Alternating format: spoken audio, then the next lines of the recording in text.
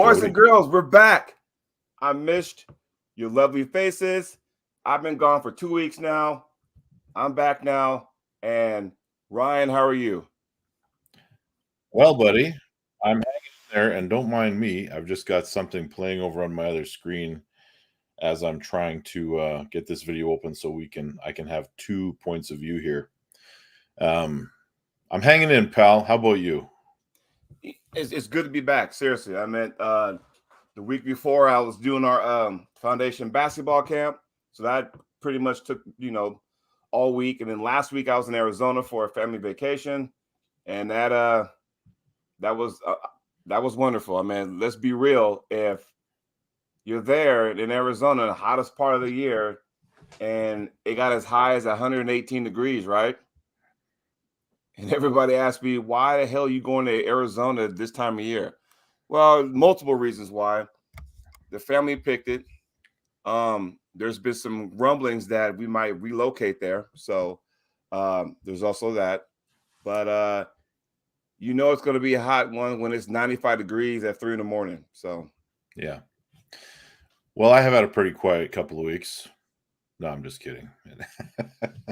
Yeah. I would like to. It's hilarious because I see on the side of the chat, I get this little thing that says person turquoise waving. And then I look over at the other screen and it's actually the emoji. Well, I'm going to make a statement here, Jody. And this is not to get anything going, not to fire shit back up. This is simply the fact that there is so much information out there. There are so many narratives and so much judgment has been passed already that I am finished talking about this issue and we are moving forward.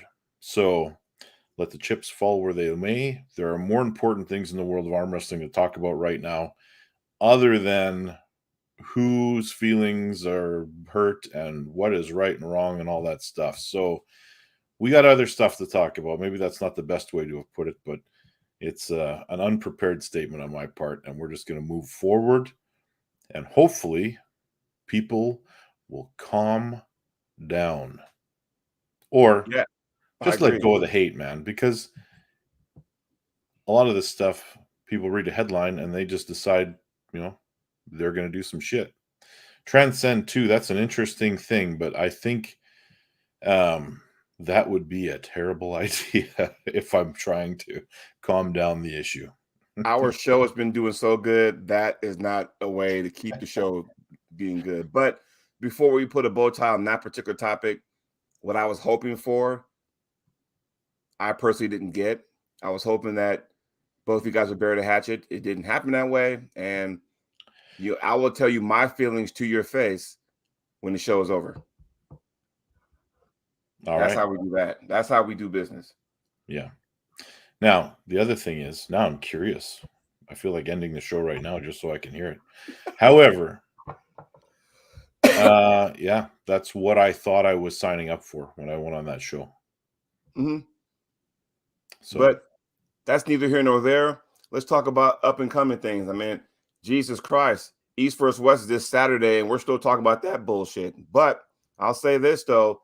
Has the card changed so many times with these elite pullers since the original card was released? And let's talk about this for a second, Ryan. I know you have the card in front of you, right?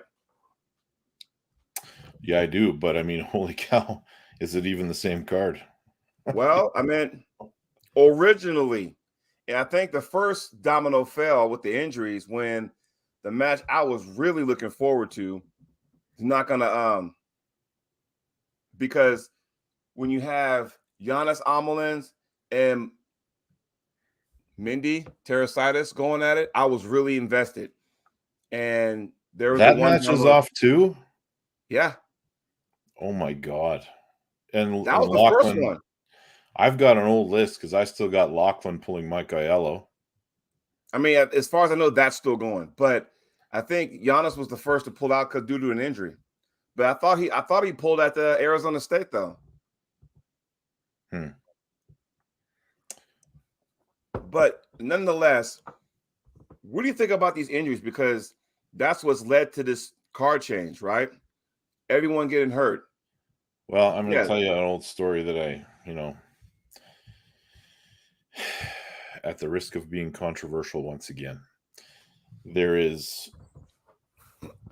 seems to be a lot more frequent matches being canceled because of injury at the elite levels than there are at the lower levels. Now, I know we pay a lot more attention to the elites, but all things considered, there are some things going on that are too hard to ignore.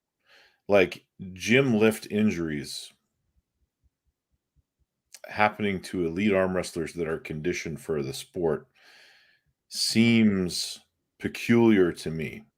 Now, back in the strongman days, I remember when there was a surge of guys that were just a ton more powerful than other guys, and you'd see an odd guy excel from like the middle of the pack to the front of it, and he'd stay there for a period of time, and then you could almost set your watch to when the injury would come. Ooh, damn. And it was very predictable. And it was all kind of attributed to what they were doing for performance enhancement. And I don't want to be rude to everybody in the chat, but good morning. Welcome to the show. We're not ignoring you guys. We're just trying to get this point out. I'm going to be honest. I'm about to go down this rabbit hole for a second, because with all these injuries happening, it's making me want to redo my training for fear. And I'll be first to admit, fear, right?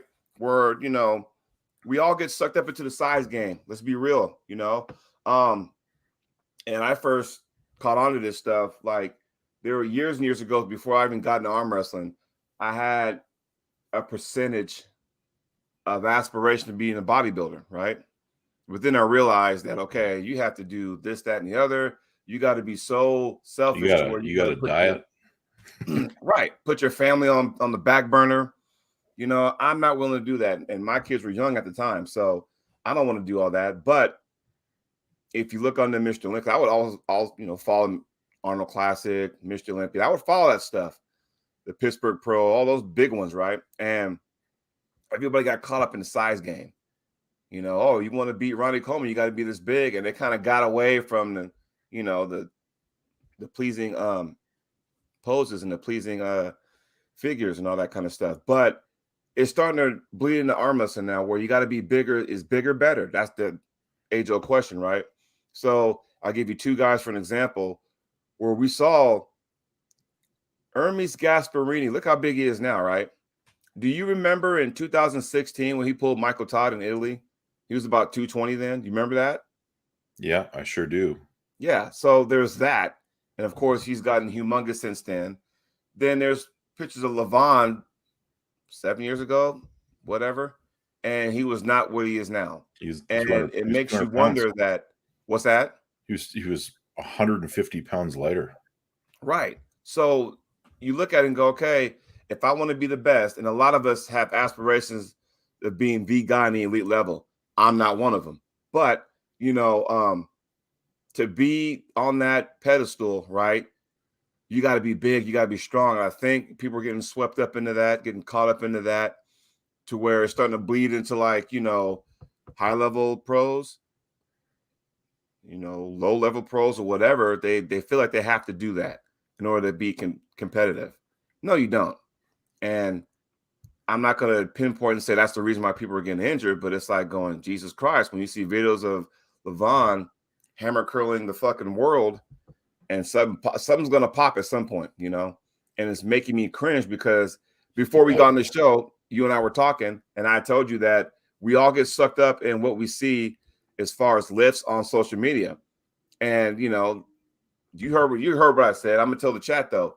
What I was telling Ryan before we went live is the fact that we all are guilty of this. You see something on, YouTube, or you see something on Instagram or what have you, on Facebook, and you say, can I do that? And one or two things are going to happen. Either A, I can't do that lift, you're a better man than me, or B, I can do that lift. Damn, let me add 5 more pounds. And you post it, and boom, So, yeah. But with these injuries happening, it's feeling like I need to not do that anymore. I need to go back to the lab and go, you know what? I'm not getting any younger. 47 years old. I don't need to be doing that kind of shit. Let the young bucks do all that. If you want to, knock yourself out. But I personally don't want to do that because, Ryan, as you know, as we get older and those kind of injuries happen to somebody else, then it's a lot more time to recover than somebody who's 25, right? Well, it's a catch-22 because a lot of guys think they need that stuff when you hit 40 years old. Generally speaking, your testosterone levels start to go down. Mm-hmm. So all these guys that are hanging on up to age 50 and above at an elite level, well,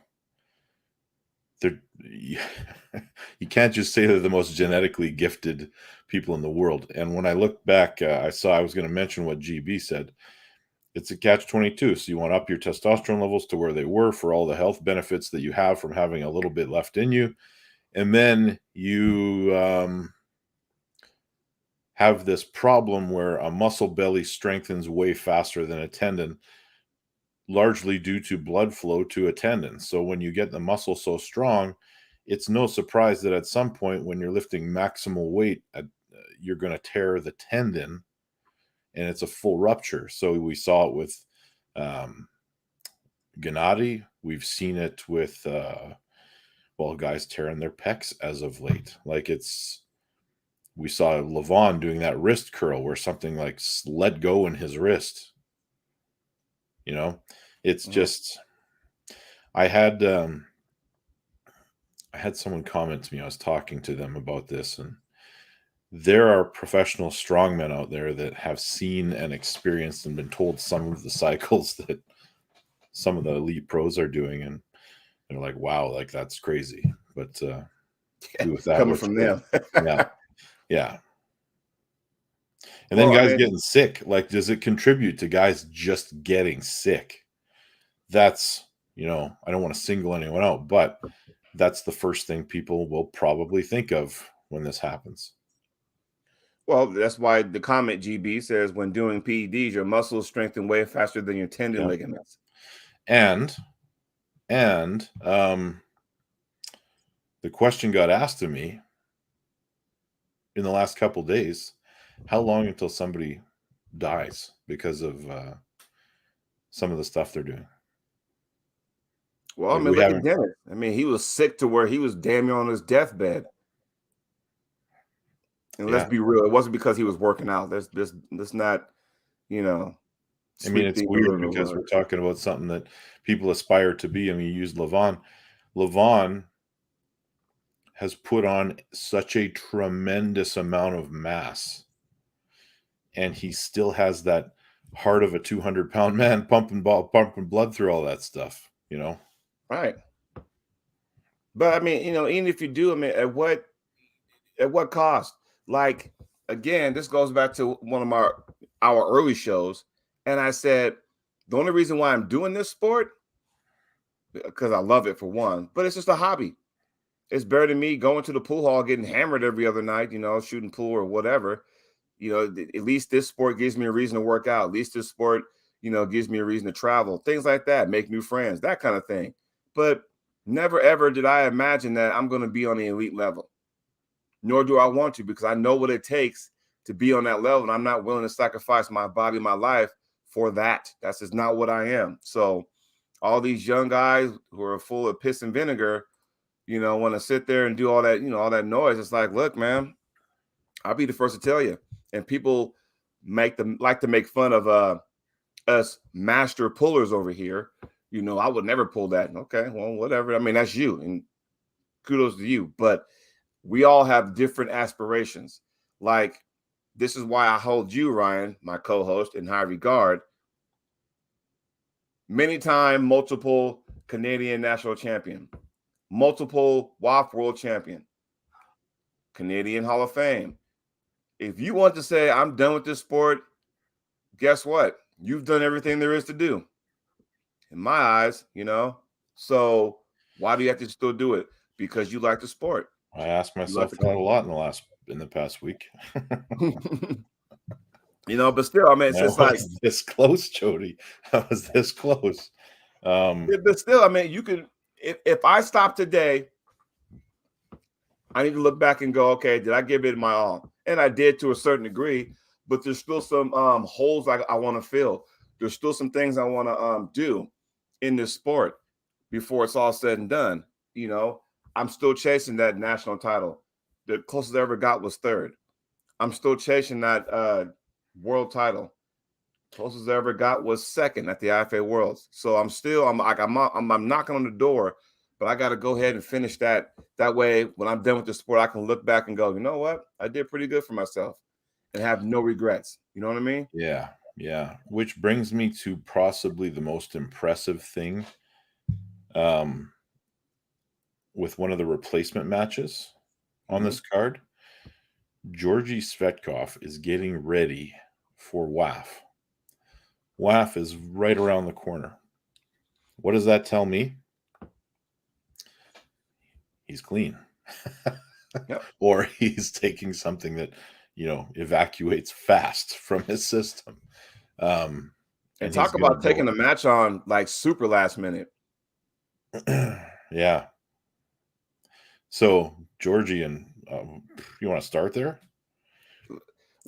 First of all, what brought this on, he replaced Gennady when Gennady was a replacement for somebody else, wasn't he? Yeah. So talk about dominoes falling, right? GB, no, they're not. It's random testing. And God, I hate to do this to a guy I just said I admired, but Georgie was suspended for a doping violation in 2018. Not all podium finishers either. It's random amongst podium finishers. And it's been weird because at WAF and IFA both test, but WAF, like when they tested Cody, they pulled him out of the weigh-in lineup before the tournament, which was, I thought it was odd. Yeah, how do you do that before a tournament? Well, I mean, it's 2 days before. Whatever's in your system is still going to be in your system, But it was a very targeted thing. It's supposed to be random. Yeah, so you got Georgie going against Morozov. And now you got Morozov, who has a stomach thing. And he's on a soup diet. And he's been on a soup diet for, by the time he gets to the event, about a week, maybe 2. The problem with he was supposed to be the replacement for Gennady against Devin at East versus West 9. But the prognosis for him is that he will have to remain on this soup diet for the entire time right up to East versus West 9. So he says he'll maintain his strength enough to pull Georgie at this event. However, he doesn't think he can do it for an extra month and maintain his strength to the level he needs to be at for the next event, which is fair. I understand that. There's only so much protein you can get out of soup. So, because his stomach is not functioning, according to Engen's video and the doctor report he's quoting, which he says he has seen and shared with other people. Right. So, Jay Clean, could the stomach thing be a result of too many oral steroids? I have never heard of that.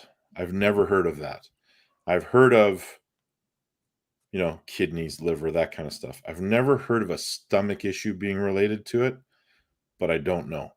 It could be a byproduct of some other organ not functioning properly, but that's pure speculation. Now, the match itself is intriguing because you have Morozov, who could be slightly compromised, against Georgie, who's getting ready for a WAF. This could upset everything. What if Georgie beats him? Well, look at Morozov. How many opponents did he have to mentally get ready for? Then it's like one after another, Yeah. So who do you pick? I don't even know. I really don't, because it's so. I mean, it's Tuesday, and I'm thinking, are we going to get one last change before Saturday? That's pretty. It's I don't know. There's no time. There's no time to change. This is it. Like, you got to bet you got your $100 bill. Who do you put it on? How long has he been doing this soup diet for? A week, maybe at this point. So almost 2 weeks by the time he gets there. You know, you won't typically lose a ton in 2 weeks, but you also got to assume that if he's doing other supplements, those are done for that period of time as well. Well, wouldn't you think that'd be the same thing for Georgie too, though? Well, he's not getting. I mean, I don't know. Like, there's a bunch of different things. Like, testosterone suspension is the best strength drug, or it used to be the best strength drug in the world, and it is out of your system in 5 days. So you can speculate all kinds of different things. I still go with Morozov. I'm going to take Georgie because I think this is an upset waiting to happen. That's my pick. It's hard because it's like, what the hell, I don't know. That's if, and granted, he was on the soup diet when Morozov pulled Corey West, right? He just made Corey West look like amateur hour in dominating fashion. But that wasn't that long ago either. Then there was that clip that Zauer was pulling a tournament, and it showed a clip of him beating Morozov and then Georgie beating him, kind of to hype the match up. I don't take anything from that because it's MMA math. Yeah. A can beat B, B can beat C, but C can beat A. I mean, that's just a variable thing. So I don't take a whole lot into that. But, I'm still holding on because I like Morozov. I'm a big fan of his, but I'm going to stick with that. But I don't know, man. This soup diet thing's got me worried because now the original card is starting to look like fuck, That was 2021. Yeah, well, it's a while ago, but also that Zauer is calling out Devin for East versus West 9, which I thought was interesting, but that's a different topic for another day. How is his conditioning? Let's be real. I don't know. Anyway, I'm going Georgie. So, all right. Speaking of sickness, how about the main event? Jerry and Hermes? Pneumonia. I don't know what to believe. Out of Jerry's camp, there's so many things being said, and I don't know how much of it is gamesmanship or what. But this is a match we've been looking forward to for a very, very long. Well, I have for a long time. Since the tail end of 2022. Yeah. Right? It's been set up and canceled a couple of times, I think. Both guys like to talk to each other, and this was supposed to take place at I don't remember what number it was now, but it was, I want to say, East versus West back in November of last year, right? And it got canceled the first time because Jerry had injury. Okay, fine, we'll reschedule it. And then a couple months go down the road, then Jerry's healthy, he's ready to go, but then Hermes had just pulled a Vaughn, and then he wrecked something in his body, and then he had to postpone. And then that's when Jerry ended up pulling, Georgie as a throwaway match. And I hate to say that term, but instead of Jerry and Hermes the second time, Hermes couldn't go. Jerry got Georgie. The first time it got canceled, Hermes got Morozov, actually, I think. Yeah. Or did he get Chafee? It was the same thing, but he had got Chafee. Don't remember. Yeah, I think. Yeah, it was because he pulled all his eggs in that one basket versus Chafee, and Chafee was the replacement for Jerry the first time around. And, he beat Dave, and we're like, wow, this is big time stuff over here. And then just said, fuck it, I don't care anymore. I'm tired. Morozov beat him, whatever, left hand. But yeah, that's how that went down, which leads us to now. And, I like Jerry a lot, but then sometimes, this thing about, if it's clickbait, whatever. Because remember the bench press thing he had? Yeah. The debacle, and he filmed him like going, dude, is that necessary? Because you could have actually hurt yourself if you're not careful. But Jerry Carteret benches like people's fucking apartment complexes. So to get hurt off of something as easy as that was like, what the hell? And but it was like rapid fire bench press. I mean, and then he gets on the show with him and Paul Talia. Oh yeah, it was a joke. I'm like, dude, why are we doing all this? That's the problem when you get hooked up with somebody who's all about the sizzle and no steak. You know what I mean? And I'm not trying to pick on somebody, but like, come on, man. I mean, this is why. Well, there's multiple reasons why. This is my soapbox edition, people. So, all right, I can't wait. This is why, one of the reasons why our sport can't move forward. Stop trying to be like somebody else. This is where I'm going to start getting pissed off, and I'm going to say some 4-letter adjectives. So I'm apologizing in advance, Ryan, okay? God, I wish we had like a beat button because I'd push the hell out of that shit right now. So, you know what pisses me off more? How long has our sport been around? And everybody in the chat, feel free to answer. I'm talking to y'all also. 100 years. Okay. Why is sports like cornhole surpassing us and they're on ESPN? Okay. And then this is where I'm really going to get pissed off because I think this is the dumbest sport in the world. The fact that it's even a sport that's getting all this fucking attention. It pisses me off when I see things like fucking slap boxing getting more attention than arm wrestling. Are you fucking kidding me? Okay? Because slap boxing is not trying to be like somebody else. They are who they are. That's why they get the attention. Okay? MMA, they are who they are. That's why they get attention. WWE, they are who they are. They don't try to be like anybody else. Arm wrestling, when you get some of these newbies into the sport, when I say newbies, we'll say 5 years and under. And when they start doing that shit, like, look, man, stop trying to be like somebody else. We're not.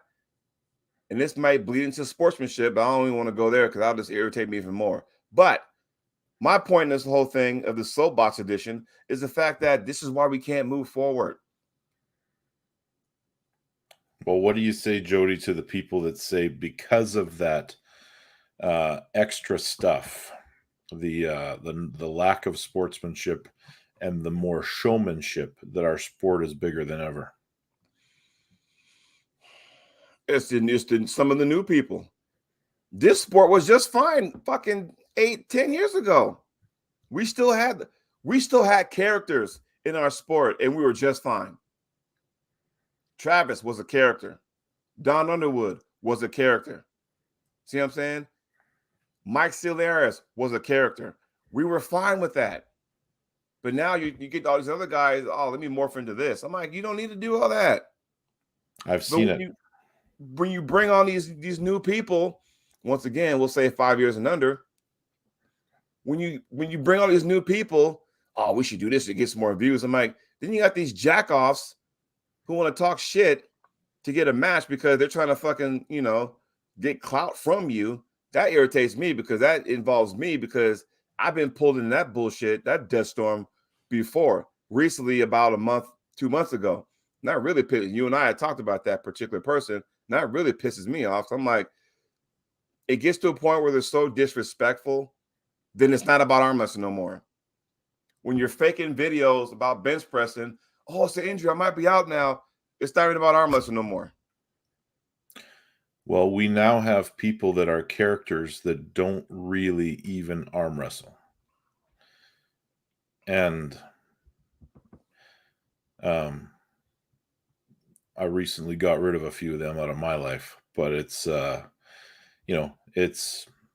and they're willing to say anything to anyone and about anyone to make their point. It's not a good state as far as I know, but I am in the minority because my recent experience has told me that It's not so much what you do, it's who you do it with. Mm-hmm. Mm-hmm. And like I said, I mean, there are some people who do that, but they do it in a respectful way. But there are some others who do that and they're just jerks about it. It's like going, okay, what the fuck, man? You know, all for what? Views? All for attention grabbing? Like, dude, you didn't have to do it. I'm like, and when I'm saying this, and I want everybody to understand what I'm saying, I'm only using Jerry as an example. Jerry didn't have to sit there and do that with the bench press. He didn't have to sit there and he didn't have to do all that. And then it's like, okay, it's almost like when Travis did that thing a couple years ago with Michael Todd, pumped it up like, oh yeah, we're gonna have this one-on-one thing, and all of a sudden it turned out to be with that little boxing arcade thing, and everybody was pissed off because they thought it was going to be, you know, a match, and it wasn't. And even Michael Todd was like, yeah, I apologize for leading people on. Yeah, I was a part of it. yeah. Travis doesn't fucking care anyway. That's just what he is. But sometimes you got to be careful who you align yourself with, because you can come out like, what the fuck, you know? So Yeah. sorry, that was my soapbox for the day. It's been a while. Sorry. It's the same. We should really have that at a scheduled point in the show, because a lot of people will just skip right to the soapbox. Maybe we should start with soapbox first. Then people will watch and leave. That's the problem. That's true.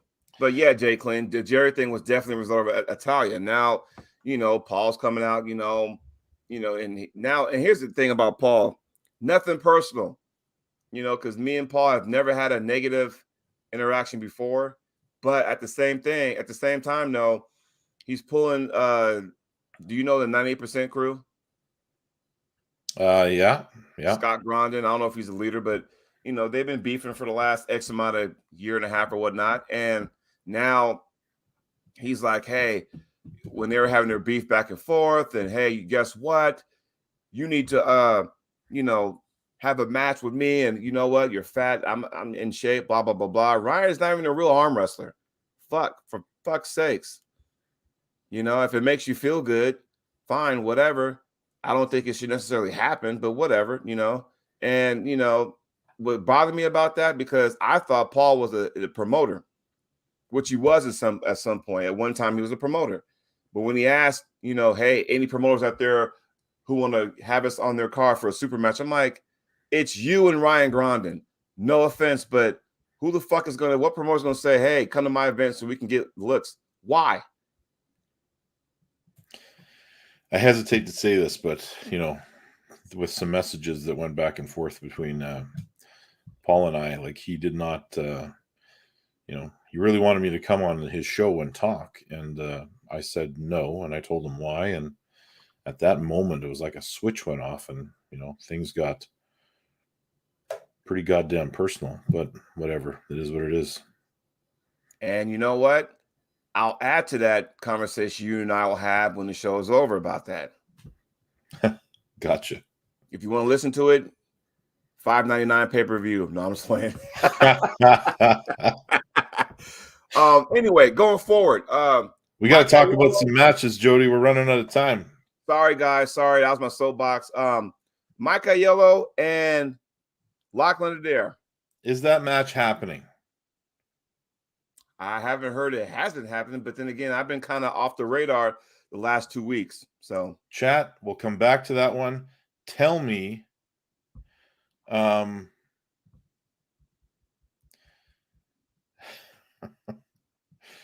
me why, or if Mike Aiello is going to be there or not. Last I heard, there were some issues that he is not coming. Marco says he's not coming. Is there a replacement for Lachlan?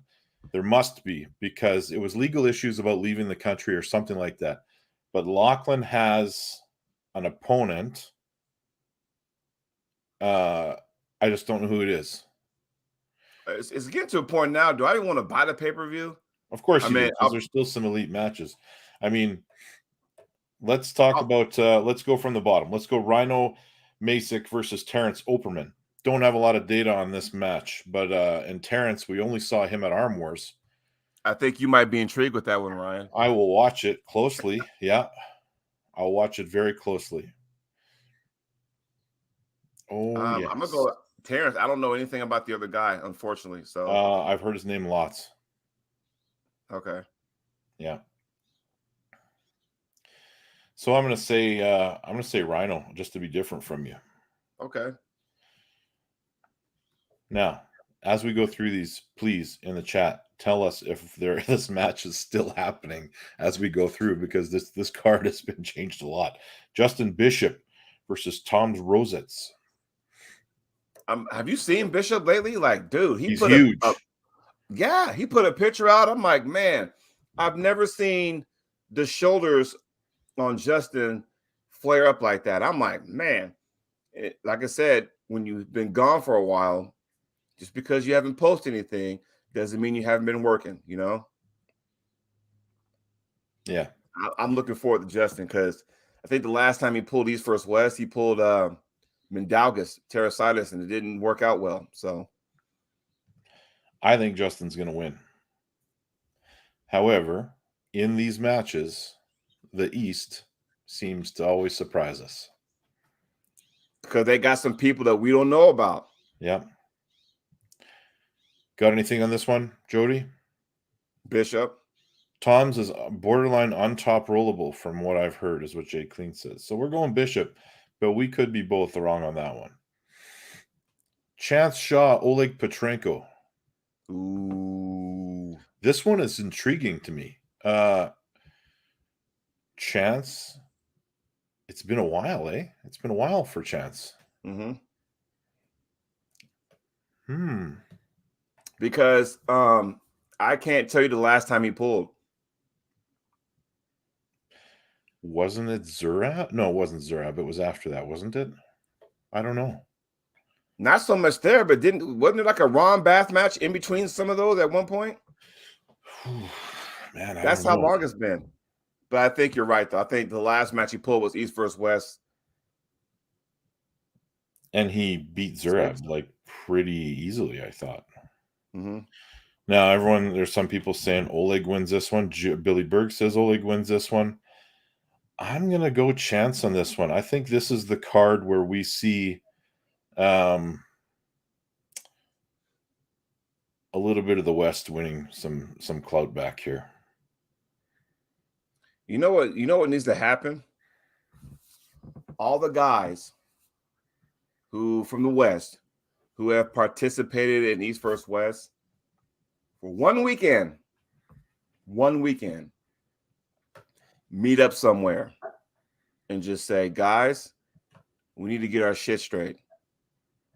I don't care if it's Bob Brown's house, wherever, but they need to meet up somewhere and say, look, tired of going over there across the ocean getting spanked. Tired of those guys making a mockery of Team West because we're not worthy enough, even though back in the 90s, we're the reasons why you guys are where you are now, because we kicked you guys' asses in the 90s. This is why we need to go back, say, look, what do we need to do? Have one weekend where we just fucking put our heads together, train hard. This is what we need to do. Ingen, we're ready. Pick any of us, and we'll go from there. That's what needs to happen. Perhaps. In the comments, talking about Oleg being so much stronger, but I think Chance pulls in a way like of course Chance needs to top roll him. That's what Chance does. Yeah, but see, for that to happen, Chance is going to do that in the strap. Yeah.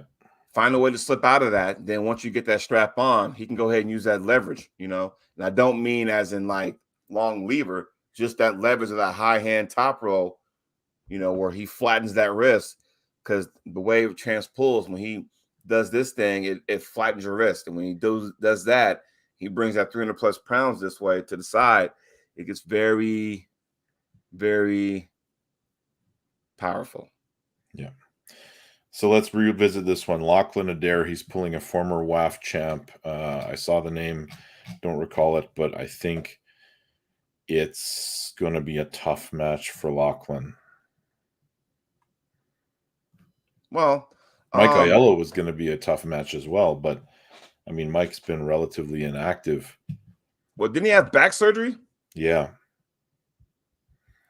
I think this is a much tougher match for Lachlan. I'm not going to be shocked if Lachlan wins. I mean, he's clearly leveling up. Mm-hmm. Elizabeth Ray Mochek, am I saying that right? Versus Carolina Peterson.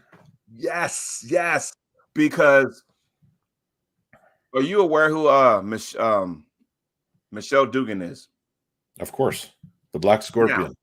Now, yes. This was lined up for her. All the planets were lined up for Michelle.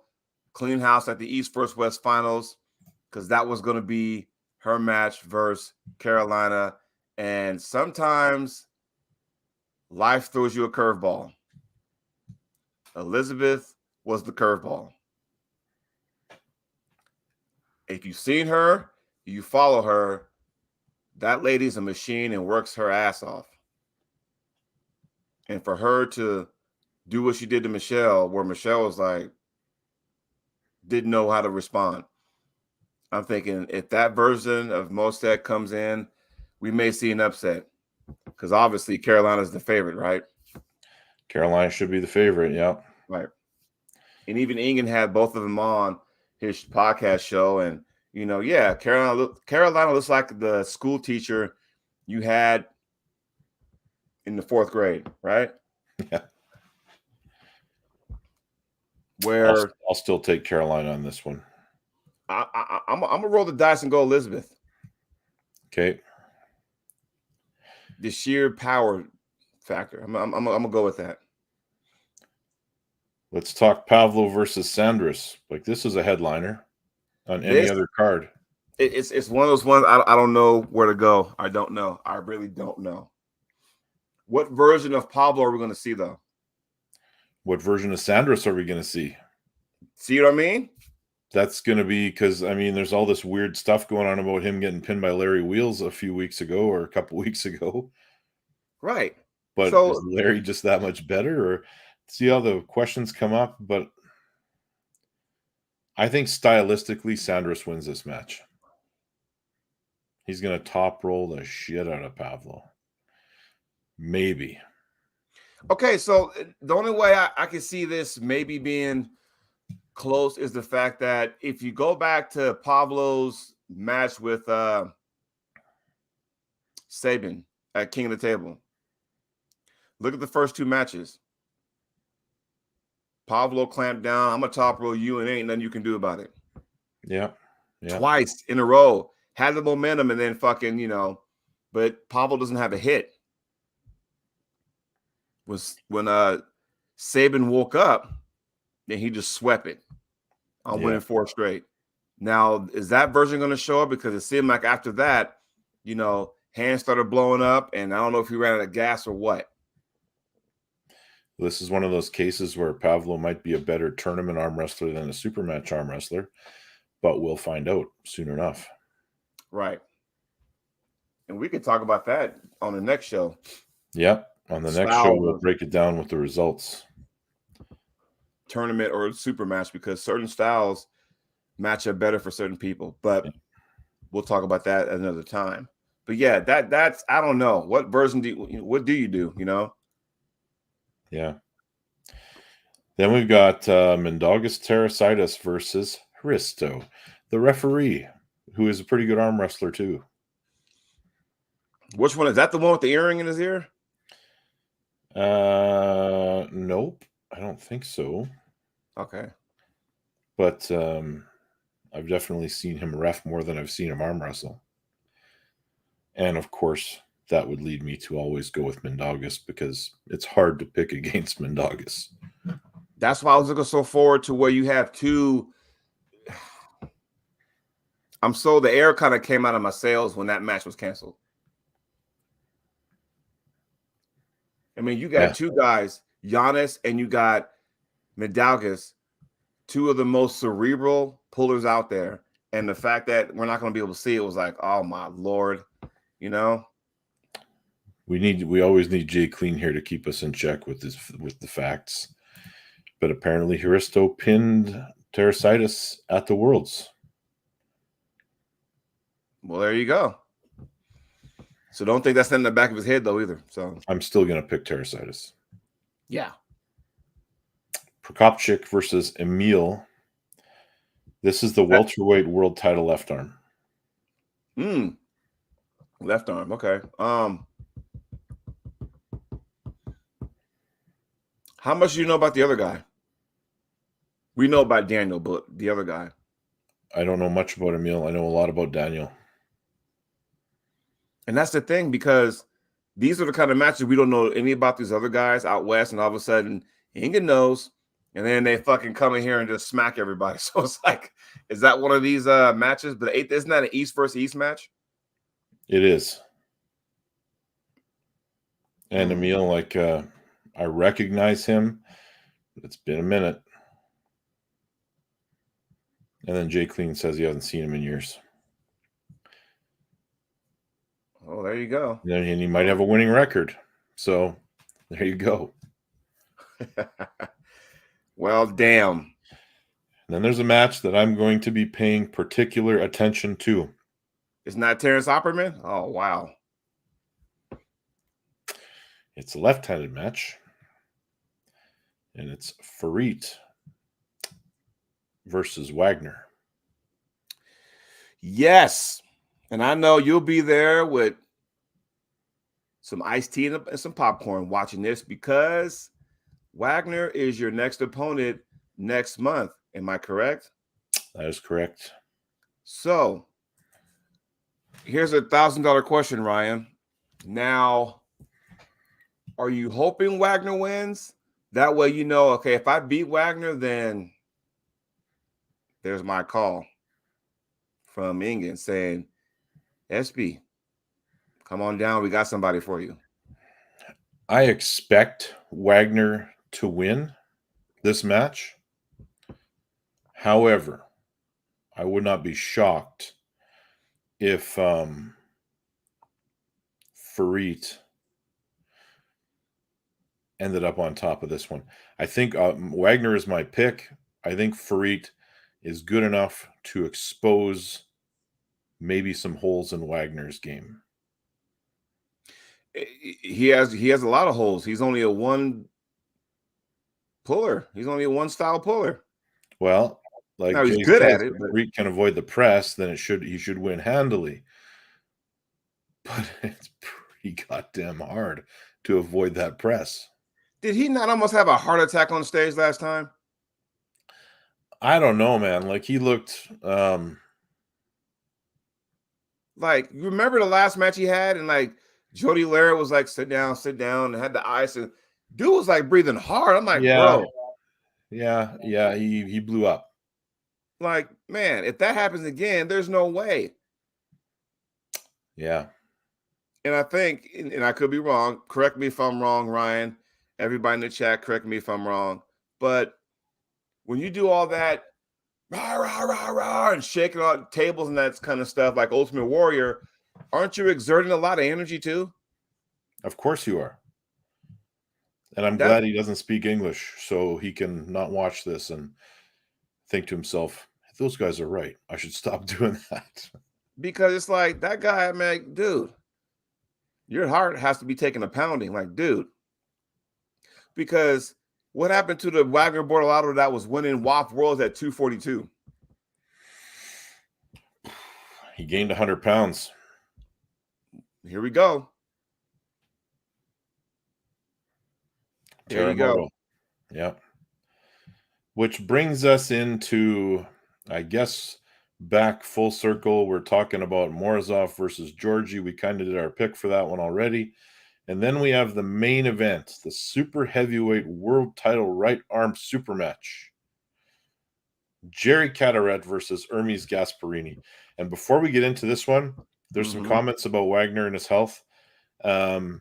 Generally, I sure hope he just does not get injured. Right. Now, Jerry versus Hermes.